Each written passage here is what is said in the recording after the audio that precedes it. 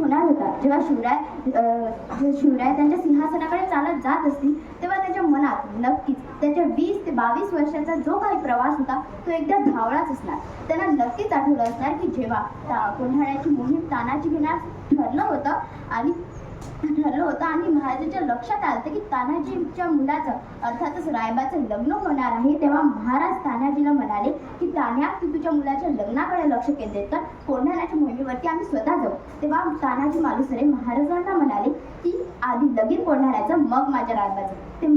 ते तानाजी मालुसरेचं महाराजांना आठवलेलं असतील तर नवलच काय. आणि पुरंदर जाऊ नये म्हणून मुरारबाजी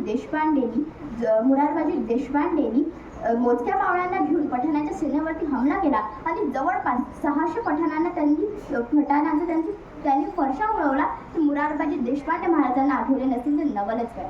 आणि इतिहासातली सगळ्यात मोठी लढाई म्हणजेच पावनखिंडीची लढाई.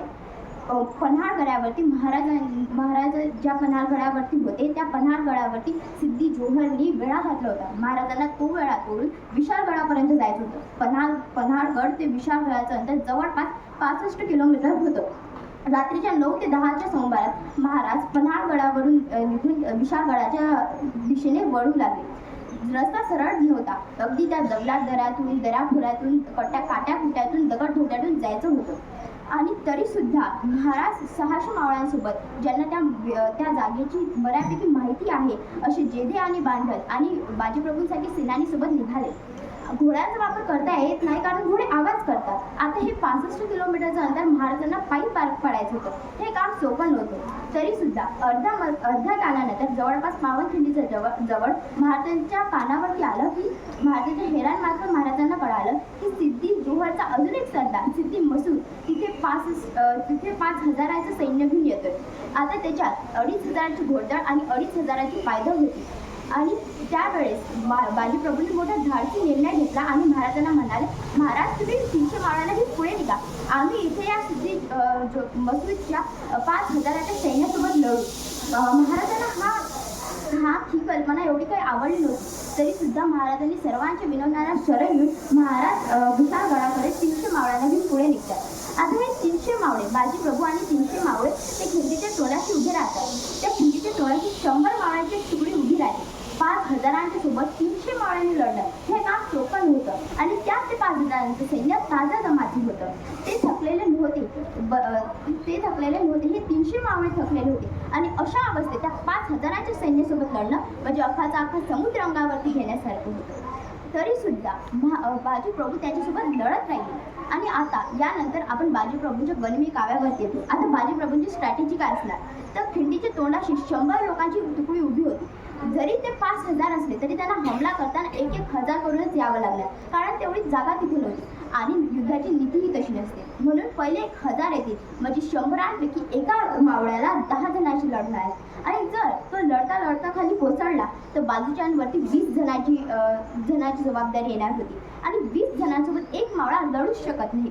याची काय नीती असणार तर त्या 100च्या मागे 30 ते 35 लोकांची एक बॅकअप फोर्स एक फळी उभी होती. जर तो मावळा लढता खाली कोसळला तर मागचा येईल त्याला बाजूला करेल आणि त्याच्या जागी लढत राहील जोपर्यंत तोफांचा आवाज येत नाही. कारण वचन दिलाय महाराज, जोपर्यंत तोफांचा आवाज येत नाही तोपर्यंत यमाला सुद्धा मला नेण्याची परवानगी नाही आहे. आणि मग ते युद्ध सुरू झालं.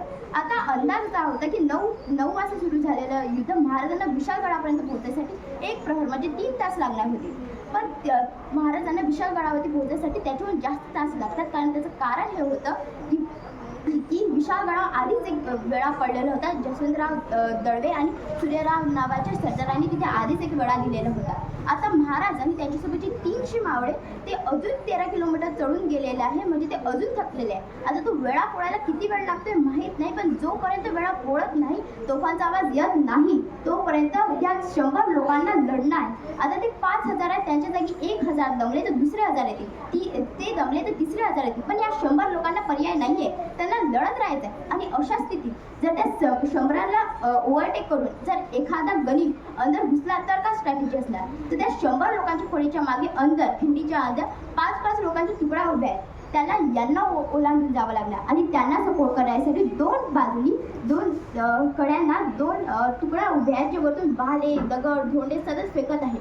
आणि त्यांनी यथाकदाचित जर त्या गनिमांनी या सगळ्यांना ओलांडून पुढे पुढे गेला तर त्याला अंदर 30 ते 35 लोकांच्या अजून तुकड्या उभ्या आहेत, त्यांना ओलांडून जावं लागतं. याला म्हणतात खरं चक्रव्यूह. आणि हे चक्रव्यूह तोडून जाणं त्या 5,000 काय 10,000 शक्य नव्हतं. आणि मग ते युद्ध सुरू होतं. सकाळी 9 वाजता सुरू झालेलं युद्ध 2:30 वाजतोय 1:30 वाजतोय. सर्वात सिद्धी मसूदला प्रश्न पडला, अरे हे युद्ध थांबवायचं कसं? हे थांबता थांबत नाही. या 300 लोकांचं जी वादळ खिंडीत उठलंय त्यांना थांबवायचं कसं? आणि तो विचार करू लागला. आणि नंतर त्याच्या लक्षात आलं की या सगळ्यांचा मोठ्या म्हणजे लीडर बाजीप्रभू देशपांडे 2 तानपट्टे घेऊन तो लढतोय. जर याला मारला तर बाकीचे जण आपोआप पळ काढतील अशी त्याची समजूत होती. आणि म्हणून त्यांनी शक्कल लढून एका बंदूकधाऱ्याला बोलवलं आणि त्याला बाजूच्या टेकडीवरती उभं केलं आणि त्याला म्हटलं, सिद्धी मसूद तू बाजी प्रभू को खतम कर. वो खतम तो लढाई खतम. आता तो बंदूकधारी वेळासारखा इकडे तिकडे बघतोय. त्या 300 लोकांना लढताना सिद्धी मसूद म्हणतो, अरे हुआ क्या, उसे खतम कर. तो बंदूकधारी म्हणतो, अरे मैं उसे खतम करूंगा मगर मुझे पहले ये तो बताओ कि इसमें से बाजी प्रभू है कौन? अरे सगळेच एका घोडक्यासारखे वाटत आहे, इथे सगळेच एका लीडर सारखे लढत आहे, यामधला बाजी प्रभू आहे तरी कोण? त्यानंतर सिद्धी मसूद जे वर्णन करतो ना ते खरं त्या इतिहासाला दर्शवतं, त्या लढाईला दर्शवतो. जो सबसे ज्यादा लाल हुआ है ना वो बाजी प्रभू आहे. अरे ज्याच्या डोक्यापासून पायाच्या नखापर्यंत जखमा व्हायला जागा उरलेला नाही तो बाजी प्रभू आहे, त्याला मार. आणि नंतर तो बंदूकधारी त्या पूर्ण जागेवर पाहतो आणि त्याला त्या 300 माळांपैकी एक माळा दिसतो त्याच्या अंगातनं रक्ताच्या धारोड्या वाहत आहेत. जो 2 तानपट्टे घेऊन लढतोय तो अचूक त्याला हेरतो आणि गोडी मारतो. ती गोडी बरोबर येऊन बाजीप्रभूच्या छातीत लागते. बाजीप्रभू एका क्षणात खाली कोसळतात. त्याच्या डोळ्यासमोर अंधार येतो.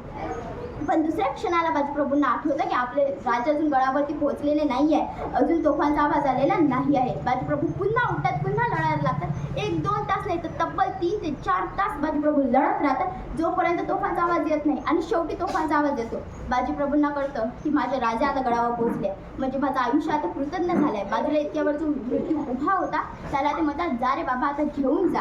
आणि बाजीप्रभू आपले प्राण सोडतात. आणि ह्या घटनेनंतर सिद्धी मसूदचं जे काही 5,000चं सैन्य होतं ते सगळं तिथे शहीद झालेल्या बाजीप्रभू आणि शहीद झालेल्या मावळ्यांच्या अंगावरनं जातं. आणि जेव्हा महाराजांचे मावळे बाजीप्रभूंना घ्यायला येतात तेव्हा बाजीप्रभूचे शरीर अखंड सापडतच नाही, तुकडे झाले होते त्यांच्या शरीराचे. ते बाजीप्रभूचं महाराजांना आठवले नसेल तर नवलच काय. जेव्हा महाराज सिंहासनाकडे जात असतील तेव्हा त्यांच्या मनात नक्कीच आलं असेल की या सिंहासनाचा जो पाया आहे ना तो या सर्व लोकांच्या बलिदानाने बनलेला आहे. आणि जेव्हा महाराजांचा राज्याभिषेक होणार ही परिस्थिती जेव्हा उद्भवली होती आणि ही गोष्ट जेव्हा औरंगजेबाला कळाली तेव्हा तो काय म्हणतो, कारण आजपर्यंत ज्याला आपण पहाडका चुहा म्हणायचं तोच आता आपल्या बरोबरीला येतो. त्याने आज आपल्या सिंहासनाची खडे सैल करून टाकलेले, आपलं सिंहासन खिडकीळं करून टाकले. तर आता हा औरंगजेब त्याच्या शहजाद्याला आणि त्याच्या दरबारातल्या सर्वांना सांगतोय की शिवाजी नेमका आहे तरी कोण. तो सांगतो, ये सब फिजूल है शहजादे, चंगेज और तैमूर के खून ने कभी शिकस्त नहीं दिखी गुलमर. आज कंधार से लेकर तंजावर तक सारे हिंदुस्तान को मुगलिया सल्तनत में शामिल करने का ख्वाब देखने वाली महबूब दौलत आज ये क्या देखिए, शिवाजी हमारे नजरों के सामने हमारी सल्तनत की तामीर कर चुका है. हमारे लाखों के फौजों की सूबेदारों को शिकस्त देके उधेड़ के रख दिया है उसने. ये हमारे मिर्जा अली गुलाबरा अबू तालिब शाइस्ता खान साहब. बड़ी शर्मनाक बात है शहजादे, शिवाजी ने इनके लाल महल पे छापे डाली और इनकी छक्के छुड़ा दी. ये तो तकदीर के बड़े सिकंदर थे कि जान बच गई, सिर्फ 3 उंगलियों पे समझौता करना पड़ा. ये सूरत की खूबसूरत विनायत का भाग्य. शिवाजी जब सूरत में आया तो धूम दबा के भाग गए. ये जोधपुर के महाराजा जसवंत सिंह राठौर मराठों के जख्म के वार इन्होंने अपने छाती पे नहीं बल्कि अपने पीठ पे खाए. ये हाथी फौलाद खान जिसकी हथेली पे मिठाई रखे शिवाजी आगरा के कैदखाने से फरार हो गया, सभी मंसूबों पर पानी फेर दिया इसी फौलाद खान ने. ये लश्कर के साथ मेजर छोड़ के जाने वाला मीर आसिफ, सरबत खान, खाजा बहादुर का कुबदर, शहीद मुरैद खान, तमाम गुजर अफगान तुर्क के सब कुछ शिवाजी ने शिकस्त दी. एक बात तो शहजादे शायद आप कभी समझ ही नहीं पाओगे, लेकिन औरत, गाना, नाच, शराब शिवाजी को कभी मालूम ही नहीं था. शिवाजी ने मजबूत किले बनाए, मजबूत जिस्म के लोग तैयार किए. आज हम हिंदुस्तान की हर एक चीज खरीद सकते हैं, मगर मराठों ने अपने आप को कभी बिकने नहीं दिया. मराठी रुकते नहीं, मराठी थकते नहीं, मराठी झुकते नहीं, मराठी बिकते नहीं. हाँ, शिवाजी मगरूर है, दगाबाज है, मगर उसका चाल चलन दूध की तरह साफ और बुलंद मीनार की तरह उसकी सिर उठाए आसमान को छुड़े, इसमें कोई शक नहीं शहजादे.